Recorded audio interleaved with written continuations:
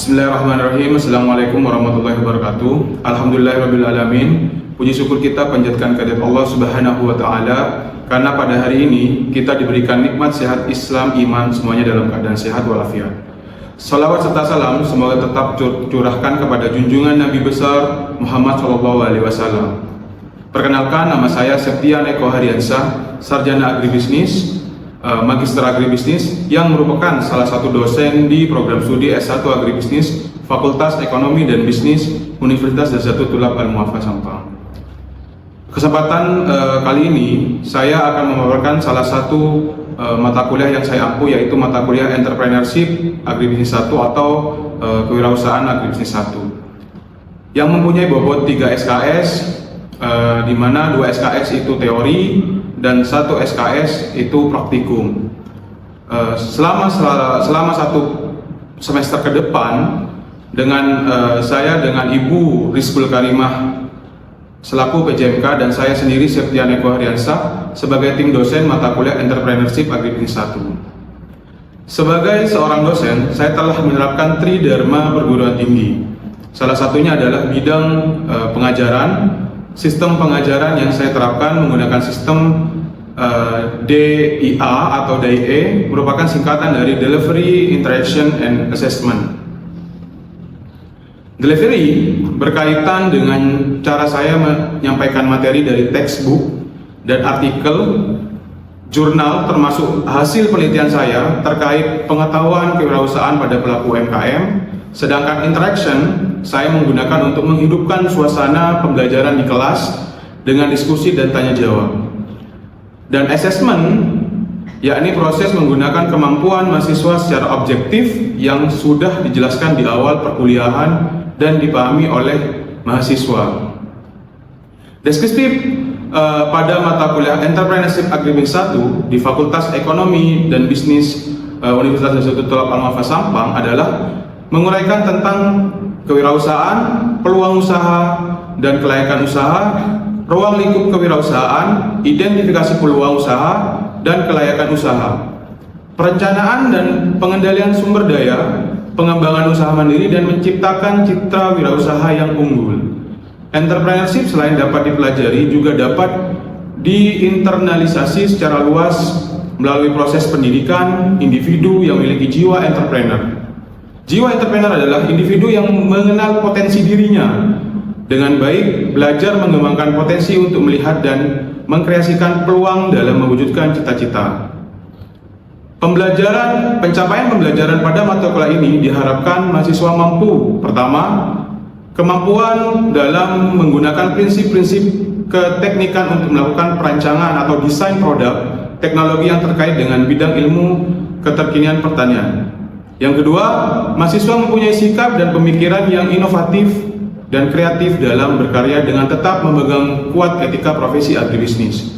Yang ketiga, mahasiswa mempunyai keahlian dalam mengembangkan bidang entrepreneurship yang sekaligus sebagai pelaku utama dengan berorientasi pada agribisnis. Yang keempat, mahasiswa mampu menunjukkan sikap bertanggung jawab atas pekerjaan di bidang keahliannya secara mandiri. Yang kelima, mahasiswa mampu mengkaji implikasi pengembangan atau implementasi ilmu pengetahuan teknologi yang memperhatikan dan menerapkan nilai humaniora sesuai dengan keahlian berdasarkan kaidah dan tata cara dan etika ilmiah dalam rangkaian menghasilkan solusi, gagasan, desain, atau kritik seni.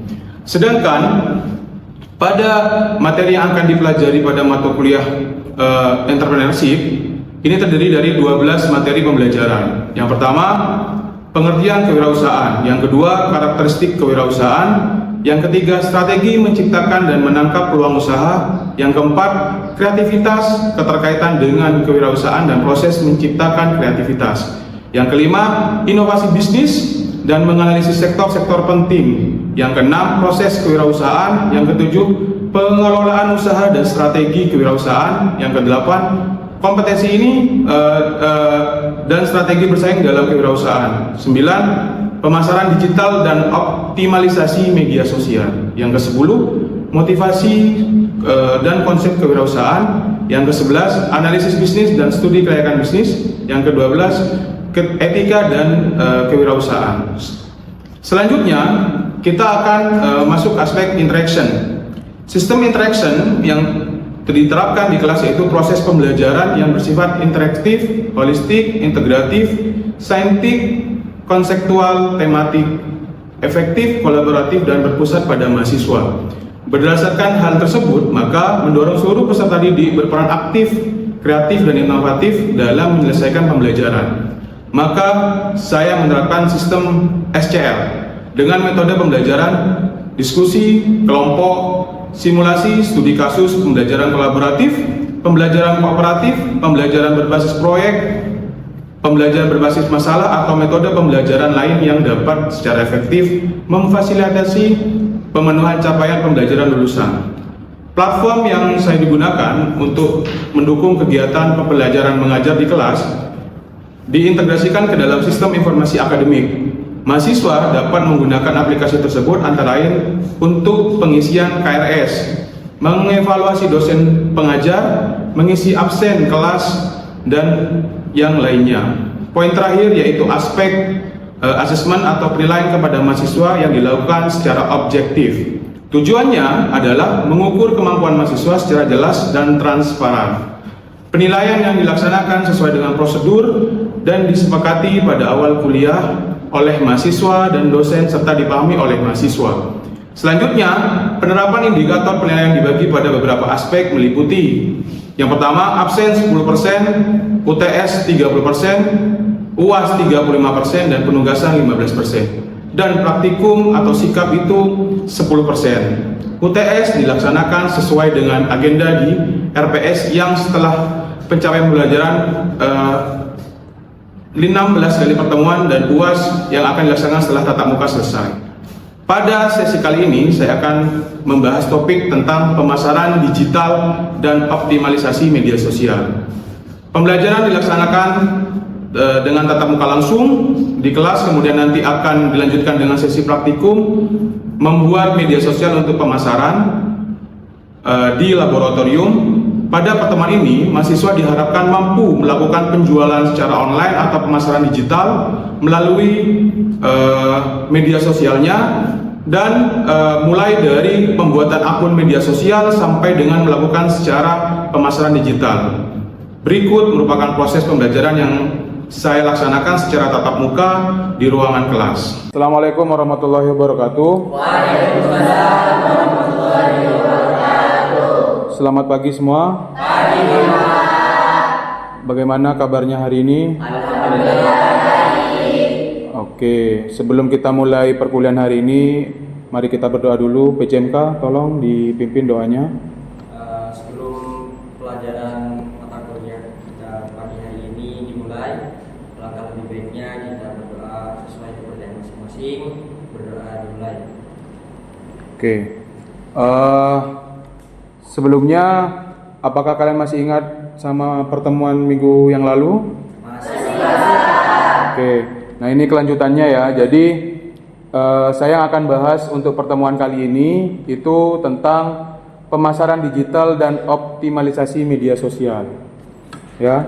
Jadi strategi digital untuk memperluas jangkauan, membangun kepercayaan, dan menumbuhkan usaha berbasis komunitas. Jadi memang di zaman saat ini ya, itu pemasaran itu udah mulai digital. Jadi yang kita bahas untuk kali ini itu tentang bagaimana sih optimalisasi media sosial untuk pemasaran digital. Seperti itu. Tujuan perkuliahannya yang pertama itu mahasiswa mampu menjelaskan tentang pemasaran digital. Yang kedua, platform media sosial yang digunakan. Yang ketiga, bagaimana strategi pemasaran media sosial seperti konten. Yang keempat, optimalisasi media sosial untuk bisnis komunitas. Yang kelima, tantangan dan solusi dalam pemasaran digital. Kalau kalian kita tahu, apa itu pemasaran digital?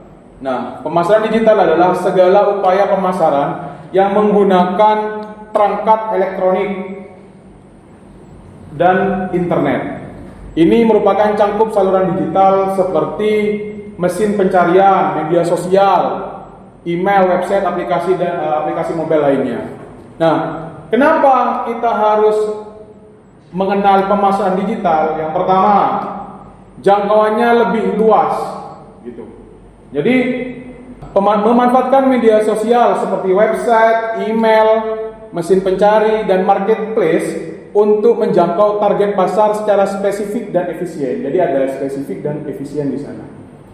Jadi kita memasarkan produk tidak hanya di sekitar kita, tapi kita bisa menjangkau satu Indonesia. Contoh, kita punya di Madura lah khususnya, petis. Orang luar mungkin di luar Madura itu kan nggak tahu petis itu apa, ya kan?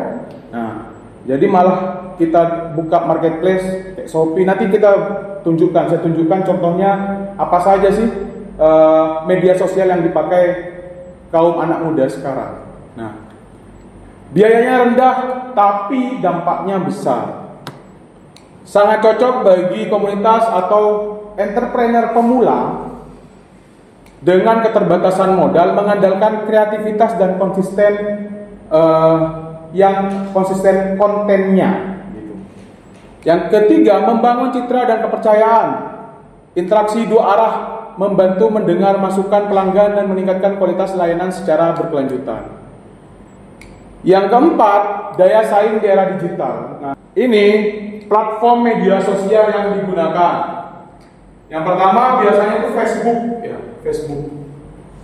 Membangun komunitas lewat halaman bisnis dan grup, iklan berbayar dan marketplace untuk audiens target. Facebook mungkin kalau anak muda tidak jarang sudah sekarang untuk memainkan Facebook. Tapi umur 40 ke atas masih gunakan Facebook. Orang tua kalian masih gunakan Facebook. Yang kedua, Instagram. Kekuatan visual lewat foto, video, story, dan reels untuk membangun identitas merek yang estetik. Yang ketiga, WhatsApp bisnis. Di sini ada yang sudah punya WhatsApp bisnis? Belum? Oke. Itu layanan pelanggan cepat dan personal dilengkapi katalog produk untuk pemesanan praktis. Yang keempat, TikTok.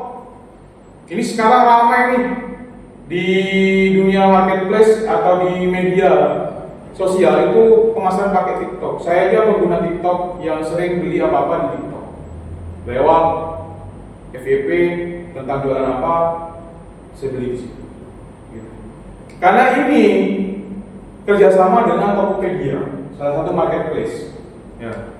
Video pendek kreatif yang populer di kalangan muda, efektif untuk konten viral. Jadi konten-konten viral.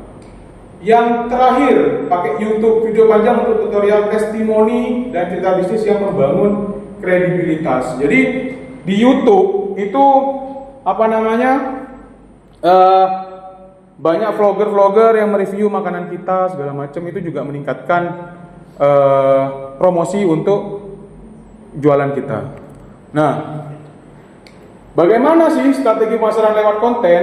Konten yang informatif, menarik, dan relevan menciptakan dampak jangka panjang terhadap citra merek kita.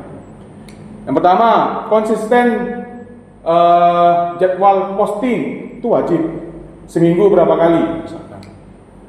Menjaga ritme publikasi harian, mingguan, dan bulanan untuk membangun ekspektasi dan loyalitas audiens. Terus libatkan pelanggan lewat polling, sesi tanya jawab, dan ajukan ulasan, membuat pelanggan merasa dihargai dan terlibat. Gitu. Terus lewat visual berkualitas tinggi, lewat gambar, video, ya, yang menarik bagaimana biar konsumen bisa tertarik akan produk kita. Gitu. Yang keempat, memanfaatkan hashtag dan tren. Hashtag food kekinian, apa, dan lain sebagainya. Tuh. Nah, bagaimana sih mengoptimalisasikan media sosial untuk bisnis komunitas? Yang pertama, sesuaikan platform dengan audiens. Instagram dan TikTok untuk konsumen muda. Tadi yang saya jelaskan di awal. Facebook itu mungkin umur-umur 40 ke atas. Kan di pertemuan kemarin itu kan saya menjelaskan kita harus tahu target pasarnya kita. Ya, konsumen itu mau bidiknya yang mana, umur berapa. Itu harus kita selaku anak muda itu harus tahu. Gitu. Mau bidik paket market yang mana? umur berapa, itu harus kita tahu sebagai pelaku wirausaha, gitu. Bangun interaksi aktif, merespon komentar, membalas pesan, dan mengadakan sesi tanya jawab, menciptakan kedekatan dan loyalitas. Gimana produknya saya? Enak enggak? Gitu. Kalau saya mesti nanya tuh, gimana produknya? Bagus nggak? Enak enggak? Yang ketiga, manfaat iklan berbayar. Jadi kita pakai, kalau di Instagram tuh ada tuh langganan. Dia posting biar FYP terus.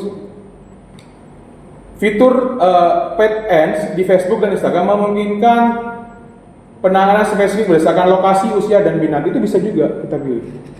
Keempat, analisis data dan performa, memantau jangkauan interaksinya seperti apa, klik tautan, dan lain sebagainya. Kelima, kolaborasi dengan influencer lokal. Biar apa? VP, Pamekasan tuh banyak tuh. Di Pamekasan kan banyak. Terus, yang kelima, kolaborasi dengan influencer lokal yang tadi. Jadi, ya kita harus kolaborasi. Nah, tantangannya. Nah, ada tantangan nih. Jadi, tantangan dan solusi dalam permasalahan digital. Yang pertama, kurang keterampilan digital di kalangan pelaku usaha. Saya nggak punya ini Pak, nggak terampil. Sekarang zamannya udah canggih kan. Kita buka aja ChatGPT, ini banyak kan AI, kita pakai AI, ya kan? Tingginya persaingan konten di antara jutaan unggahan setiap hari. Yang ketiga, akses internet stabil dan terjangkau yang masih terbatas di banyak daerah. Solusinya, ikut pelatihan digital marketing yang diselenggarakan oleh pemerintahan, biasanya ada. Tahun kemarin saya ikut juga tuh digital marketing. Terus fokus promosi pada keunikan produk lokal. Yang ketiga, gunakan aplikasi ringan seperti WhatsApp Business dan gabungkan strategi online-nya. Gitu. Sampai sini dulu nih. Ada pertanyaan enggak? Saya Bapak. Boleh. Apa sih pengertian dari pemasaran digital dan mengapa penting untuk komunitas? Oke, pengertian dari digital. Nah, apa itu pemasaran digital? Pemasaran digital itu segala upaya pemasaran dalam bentuk digital. Terus apa lagi? Dan mengapa penting untuk komunitas? Oke, kenapa penting untuk komunitas atau pelaku usaha yang baru ya? Yang pertama, kita itu minim budget ya, minim budget kan. Pertama kita minim budget. Otomatis bagaimana sih untuk menekan agar tidak terlalu bengkak di pemasaran? Iklan. Kalau dulu mungkin iklan kita pakai koran, ya kan? Kalau masih dulu zamannya saya itu iklan promosi koran. Nah, kalau sekarang kan otomatis apa? Sudah ada media sosial, kita semuanya hampir rata-rata pegang handphone, ya kan? Handphone kita buka, yang dibuka pertama kali apa? TikTok. Kalau nggak TikTok, Instagram. Kalau Instagram, Facebook. Kalau nggak Facebook, YouTube, kayak gitu. Jadi akhirnya itu yang membuat orang itu udah megangnya TikTok, media sosial. Berarti saya harus memasarkannya lewat itu. Ada lagi apa? Ya. Bagaimana caranya kita itu menarik perhatian audiens dalam konten yang kita bikin? Oke, bagaimana cara menarik audiens yang kita untuk melihat konten kita kan gitu ya. Yang pertama, bikin video yang menarik. Jadi kan ada namanya ATM tuh, amati tiru modifikasi. Kamu cek dulu, oh ternyata kalau mempromosikan produk itu kayak gini nih yang FYP. Saya tirulah, tapi saya modifikasi. Gitu. Jadi kontennya harus menarik. Yang di sana aja itu bilang, memang punya brand di sana yang tahu itu. Dia bilang, oh tahu saya kopong tapi tidak kopong, kan bingung, penasaran orang. Kayak gimana sih tahu pong kok nggak kopong gitu. Tapi ada isinya. Akhirnya FYP tuh konten. Kedua, cara mengambil gambarnya. Yang ketiga, gimana kita menyampaikan audiovisual kita. Yang keempat, kalau bisa emang ada budgetnya, kita cari tuh tadi tuh influencer, ya kan? Influencer, kita cari influencer itu. Terus ada lagi mungkin apa? Apa solusi terbaik untuk komunitas yang belum terbiasa dengan teknologi digital? Solusinya yang pertama harus mengikuti pelatihan. Itu solusi ini. Banyaklah pelatihan-pelatihan secara online ada, digital marketing ya, pelatihan digital marketing online itu ada. Terus ada tentang pelatihan pemerintah itu biasanya kalau Diskominfo tahun kemarin tuh ada juga pelatihan untuk digital marketing untuk siswa umum dia. Tahun kemarin saya ikut di sana. Cara bikin konten yang bagus seperti apa gitu. Itu ada memang. Jadi intinya tuh perbanyak melihat tentang promosi jualan dan lain sebagainya kayak gitu. Karena nantinya kalian itu harus juga bisa membuat pemasaran secara digital dari real projectnya kalian. Jadi kan kalian ini calon-calon entrepreneurship muda nih. Jadi harus bisa membangun citra yang bagus. Bagaimana cara mempromosikan produknya kalian, bagaimana cara memasarkan produknya kalian, bagaimana caranya bikin konten yang bagus, begitu. Ada kasus, bagaimana sih saya seorang entrepreneur nih. Saya ini minim yang namanya gaptek, minim yang namanya ilmu teknologi. Ya. Tapi saya pengen usaha. Bagaimana caranya saya ini ingin ngikutin tren yang ada sekarang, pengen biar FYP muncul di media sosial kayak gitu. Ada yang tahu? Kalau yang tahu ngacungkan tangan. Oke, yang keras ya jawabannya. Mungkin saran saya kepada pelaku UMKM yang tidak paham sama sekali atau mungkin tidak tahu apa itu teknologi, saran saya dengan mengikuti beberapa seminar, yang mana seminar itu sebetulnya banyak Bapak di online tentang digital marketing itu banyak. Mungkin bisa diikuti Bapak, sambil mengenal apa itu teknologi digital sekarang. Inilah yang tadi pertanyaan saya yang pertama, optimalisasi bagaimana? Sesuaikan dengan platform yang digunakan audiens. Yang banyak sekarang apa? TikTok. Ya berarti kita harus boom di TikTok tuh. Kita jualan lewat situ kan bisa kan? TikTok kan lewat kerjasamanya pakai Tokopedia, gitu. Jadi kan enak tuh. Kita sudah beli di TikTok ada keranjang kuning. Masukkan itu kalau ngechat, kalau ngorder kan langsung masuk ke Tokopedia gitu. Terus bangun interaksi yang aktif. Kalau ada yang komen, "Kak, belinya di mana? Cara pesannya gimana?" Jangan marah-marah kalian. Langsung jawab. Bisa cek di keranjang kuningnya, Kak, gitu kan. Bisa. Ketika live juga kan lewat TikTok, bukan malah bilang itu loh di keranjang kuning, bukan gitu, tapi dengan audio visualnya kalian lagi butuh konsumen atau pelanggan, masa mau marah-marah? Nggak mungkin marah-marah, masa itu nggak, jangan. Tapi ada juga sih terkadang memang dia membangun brand image-nya dengan marah-marah. Yang paling bagus tuh menurut saya siapa? Artis Aldi Taher, jualan burger tuh. Cuman gitu doang dia jualan burgernya kan. Tapi dia tidak pernah memaki-maki burger A gitu, enggak.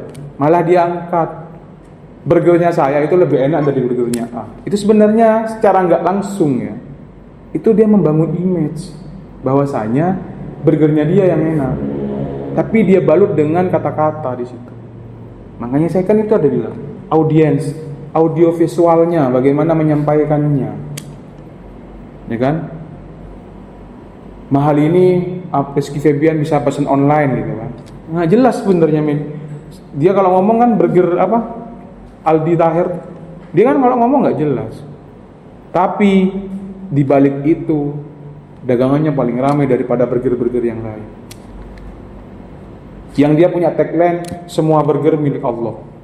Nah, padahal itu sebenarnya dia memancing agar orang tahu burgernya saya. Dia penasaran sama burgernya saya kan akhirnya.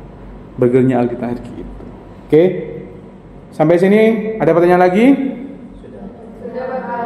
Sudah? Kalau sudah, saya akhiri. Sebelum saya akhiri, PJMK silahkan pimpin doa biar apa yang dipelajari hari ini berkah dan bermanfaat di masa yang akan datang. Silahkan dipimpin. Berdoa sesuai keyakinan masing-masing, dimulai. Selesai. Oke, berdoa selesai. Dengan itu saya tutup mata kuliah hari ini. Kurang lebihnya mohon maaf, dan jangan lupa tugas yang saya kasih saya kirim nanti ke WhatsApp grup. Nanti dikerjakan dan dikumpulkan minggu depan, dan kita ketemu lagi di minggu depan di pertemuan selanjutnya. Kurang lebihnya mohon maaf. Assalamualaikum warahmatullahi wabarakatuh. Waalaikumsalam warahmatullahi wabarakatuh. Sekian pemaparan dari saya terkait dengan penjelasan RPS. Video pembelajaran di kelas kurang lebihnya mohon maaf. Wassalamualaikum warahmatullahi wabarakatuh.